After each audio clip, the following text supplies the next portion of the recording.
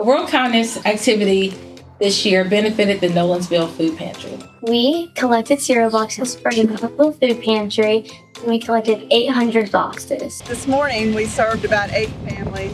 Right now we're averaging about 96 families a week. The kids were super excited. They came in with handfuls of boxes of cereal. We set up all the cereal boxes to show a domino effect of kindness. The amazing thing was today we used our last box of cereal, and I didn't know what we were going to do, and we thought we were going to just get a few boxes. When Miss Nolan came in and she said, "Is this it?" and I said, "No, there is more and more boxes outside of the cafeteria." We are just thrilled. It warmed my heart so much. I did not know the huge impact.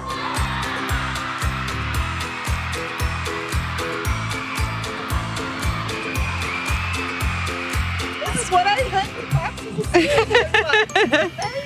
Thank you.